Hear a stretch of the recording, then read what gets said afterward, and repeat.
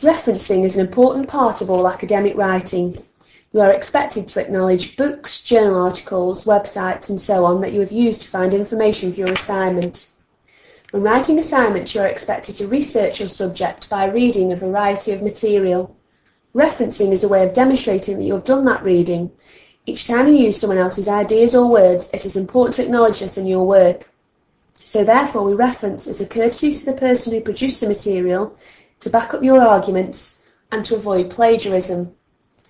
Plagiarism is when we present somebody else's work as our own. This can include things like copying and pasting from the internet and not referencing, copying from books or any other source, or copying your friend's work and handing it in as your own. We need to reference every source we use to make sure we don't get accused of plagiarism. Even if we paraphrase, which is writing someone else's work in our own words, we need to reference. Have a look at this website on plagiarism for some good tips.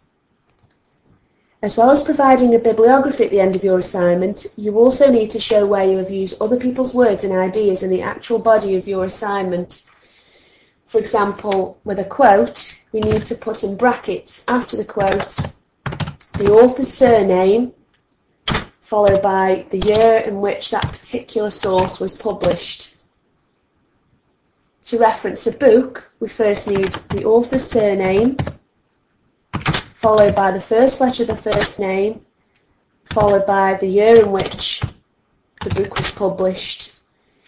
We then write the title of the book,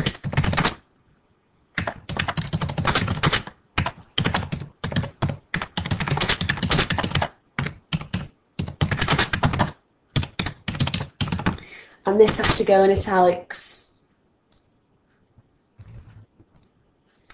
Making sure you take that off at the end. Followed by the place in which the book was published and the company who published it. To reference a journal, we first need the author's surname, followed by the first letter of the first name, and then in this case there's more than 3 authors, so we follow that with et al, which simply means and others. Then the year in which it was published, then the title of the particular article that you've used,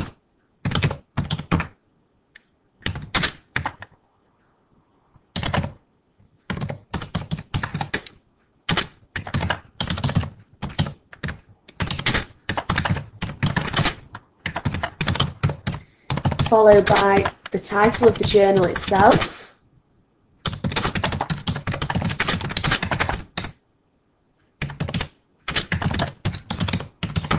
which goes in italics,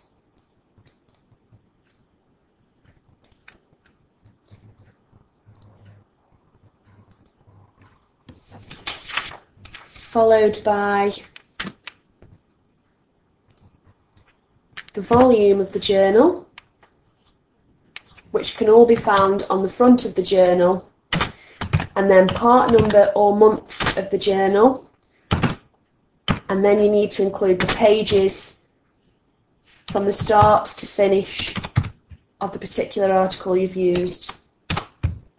To reference a website, we first need the author of the website, or if that's not available, the title of the website, followed by the year in which it was produced, then the title of the particular section you were looking at,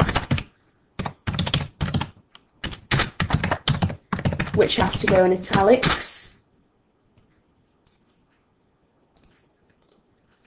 We then need to include square brackets with online to say that it's a website, and then where it's available from and the URL.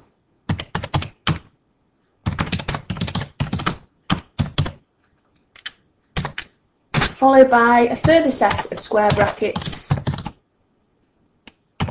and when you actually access the website yourself. This is because websites can be modified or taken down at any point. To reference an e-journal, it's a mix between a website and a journal. So we first need the author's surname, first letter of the first name, and then the year in which it was published. We then need the title of the particular article,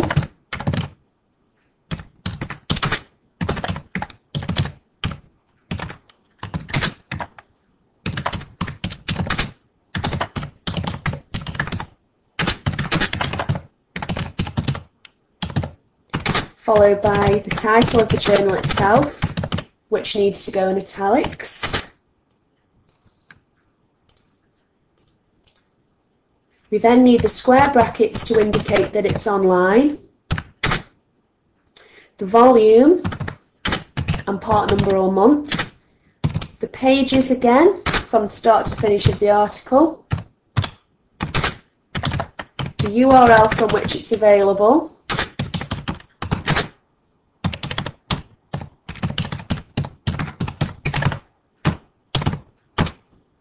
and a further set of square brackets to indicate when you accessed it yourself.